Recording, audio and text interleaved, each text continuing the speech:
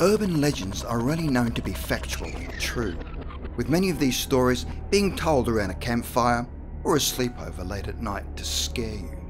Besides the stories that are blatantly fiction, we've discovered some truly terrifying urban legends that quite possibly could be real. We'll let you decide.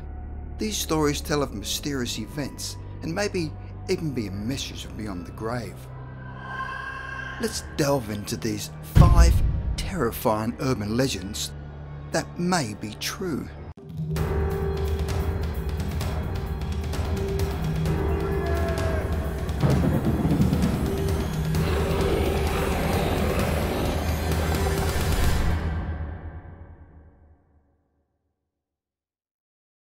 Number 5. The Hitchhiker. The following story happened to a 26-year-old man from southern Ohio, where, on most weekends, he would go on road trips to visit his friends, and on this particular weekend in question, he was getting ready to make a 2-hour road trip to see his friend Kyle. He'd made the same trip many times before, so he knew the route pretty well.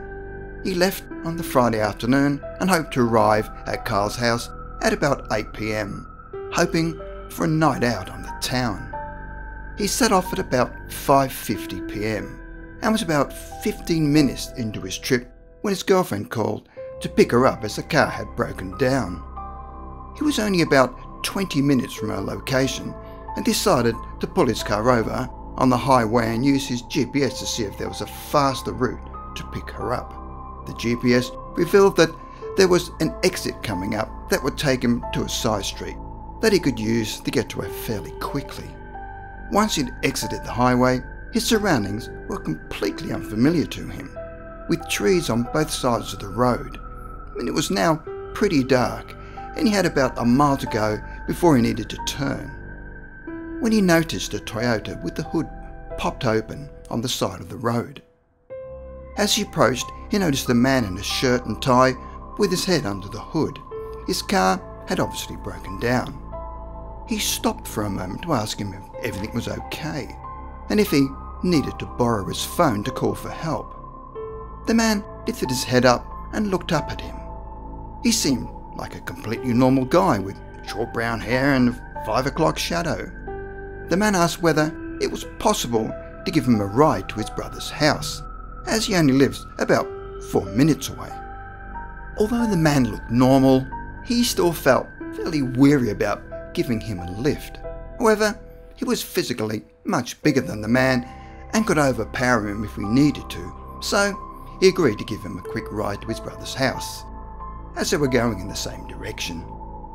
He unlocked the door to let him in, and he pointed in the direction of his brother's house. Everything was normal for a few minutes, but then things started to get weird. The first thing that made him uncomfortable was the way he acted every time there was a swear word in the music they were listening to. He was almost flinching every time he heard swearing. So he changed the song, thinking that he was just really against swearing or something. About a minute after he changed the song, the man reached up and slammed his hand on the radio's power button and turned it off. He didn't hit it that hard, but it was definitely enough to get him to notice. He tried to make light of the situation and said, not your style of music. This question was met with complete silence. At this point, he was wanted the guy to get out of the car, so he asked, "How much further do we have to go? It has to be somewhere soon, and he can't be late." He said that he had about 4 minutes to go, which immediately sent out warning signals, considering he'd already told him the same thing about 8 minutes previously. And he decided that was enough. He didn't think it was dangerous or anything, but figured the destination was further than he was letting on. It was now getting very late, so he told him this was as far as he could go and he'd have to walk the rest of the way. His mood changed immediately, but instead of getting angry, the man became panicky and was practically begging him to take him the rest of the way. His overreaction set off every alarm in his head, so he told the man to remove himself from the car or to remove him himself. It was then that he pulled out his wallet and offered to pay him to take him the rest of the way. He tried to pull out a stack of $20 bills, but as he removed them from his wallet, something else fell out onto the seat next to him. Along with his money, a small Ziploc bag full of adult teeth fell out of his wallet. Front teeth, molars, everything. He then freaked out and screamed at the man to get out of the car, whereas he got out immediately and was looking at him with surprised eyes on the side of the road. He took off and called the police, who simply told him to not pick up hitchhikers ever again, and that they couldn't do anything since the man didn't commit any crime. He did notice that the man seemed to have all of his own teeth still in his mouth, so whose teeth were they in the bag, and why did he have them? Number 4. The Haunted Castle. The popularity of historic buildings as tourist attractions is not confined to Europe, as there are also interesting old buildings in parts of Africa that also have strange stories to tell. One story is about a fort built in Cape Town, South Africa, that was constructed by Portuguese imperialists. It was known as the Castle of Good Hope and was one of the earliest structures of the Portuguese and mirrored an era of oppression and brutality.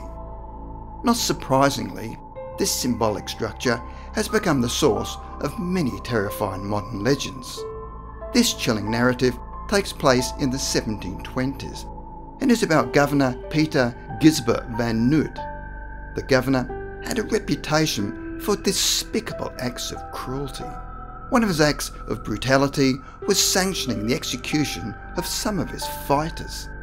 His choice mode of killing was hanging. On one such occasion, after all the men had been hanged, the last man to be executed gave a solemn curse to the governor before he died.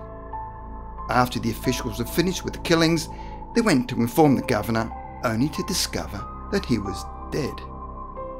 The bizarre part of this story was that the deceased governor appeared to have a terrified expression on his face. Apparently, the governor now wanders constantly through the passages of the fort, trapped and unable to undo the curse that was placed on him. So, one day when tourists wander the fort in search of some historical facts, some may get more than they bargained, as they come up against the lost soul of the governor, cursed to walk the halls of the fort for all eternity. Number 3. The Mysterious Hitchhiker. A young man had a job as a sporting coach at a small college in Montana, and one night after school training was making his long commute home, and the route ran alongside open fields of hay. It was late summer, so it was still fairly light. His car was an old beat-up truck with a bench seat. He was driving along when he sees a hitchhiker on the side of the road. In those days, you would pick up a hitchhiker and think nothing of it, so the teacher pulled over to let the guy in. The man was described as wearing a really old-fashioned suit with a big stylish hat and dressed like it was out of the 1940s. The teacher thought it was weird that he was so overdressed, as the weather was still very warm. The teacher figured he was down on his luck and it was the only clothing he had. The hiker jumped in next to the teacher without a word. The teacher then asked him where he needed to go, and the guy just points forward, and so they continue on down the road. The teacher tried talking to the guy, trying to make simple conversation, but the guy wouldn't speak or even acknowledge him. He just pulled his hat down like he was sleeping. Suddenly, the guy just tips up his hat, looks out of the window and says, "Stop the car now." The teacher pulls over and lets him out. He then stands on the side of the road for a second and then runs off into the field and disappears. The teacher waits for a while, thinking maybe the guy was having a toilet break. After a long wait, the teacher started to accelerate back onto the road. Now this is where the story takes a creepy turn. As the teacher got back onto the main road, he looked in his rearview mirror to check for a safe merge. there wasn't a car in sight, but to his absolute shock was the hitchhiker on all fours like an animal, running after the truck at an inhuman speed. The teacher then started to fishtail as he attempts to go faster. However, the thing about really old trucks is that they don't accelerate very fast, and the whole time his eyes were glued on the mirror, watching the strange man chase after his car. To the teacher's relief, he was finally able to get up some speed and outrun this guy in his mirror. He later stopped at a gas station to use a payphone, and then called his wife at home to tell her the story and advise her to lock up the house. Later, when he was talking to her, she told him that one of her co-workers told her a story of the exact same thing happening to them, and that it was a well-known urban legend in the town. So, if you intend to drive in the Montana countryside in the evening, you would be well advised not to pick up any strange men, especially if they were walking on all fours. Number 2. The Scratching Bride. Many years ago, 4 brothers, when they were young, would spend their summers at their family's shack in Fairhope, Alabama. That was only a 5-minute walk to the sea. For some strange reason, the area had a long history of strange paranormal happenings. One night, the brothers were sleeping on the front porch with a screen around it. It was really hot, and without air conditioning being readily available, it was cooler to sleep outside. It was late in the evening, and the brothers were fast asleep when an old taxi drove up and parked in front of their house. A man and a woman got out of the cab, dressed in seemingly old, worn-out wedding attire, top hat, tails and all. They walked up to the house, and then the woman scratched the wood siding on the screen door with her long fingernails, and the pair then proceeded to get back into the cab. All the boys were awoken by the sound of the scratching and were terrified when they saw who was doing the scratching. They were too frightened to move or make a sound till morning. The next day, the brothers all agreed it actually happened and wasn't a dream. They called the woman the witch, and after that terrifying incident, claimed to have seen and heard her multiple times throughout their lives. A few years ago, one of the brothers' grandchildren went to visit the old shack as it was about to be torn down, and found 5 scratches spaced in the same way that fingernails would leave on a wood plank. He told the owner the story of what happened to his grandfather many years before, and the owner became visibly disturbed, telling him about an old taxi that would occasionally park across the street from around midnight to daybreak. Number 1. The car crash. Sarah's mother was a drug addict and her father was an alcoholic, who eventually divorced back in the early 2000s, where the father got custody of Sarah and the mother got custody of her brother. A short time after the divorce, the father started dating someone new and Sarah had her own boyfriend. The following story happened when Sarah was about 18. It was a foggy night when her father, his girlfriend, Sarah, and her boyfriend had gone out to see a movie and then had dinner at a restaurant.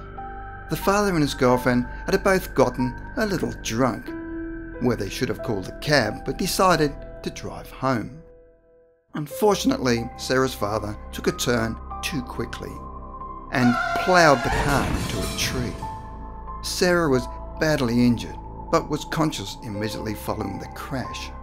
She managed to get out of the car and found that her arm and leg were bleeding pretty bad. Sarah said that her father and her boyfriend also got out of the car with her. The girlfriend looked dead in the front seat. She said her father told her and her boyfriend to get help while he tried to assist his girlfriend. Sarah says that she and her boyfriend climbed back to the road and walked half a mile or so to the nearest house. She said that she kept getting really tired of falling on the road, but that her boyfriend kept helping her up and told her not to fall asleep. She got to the house and knocked on the door. The people there called 911 and the paramedics got there quick enough to stop Sarah's bleeding.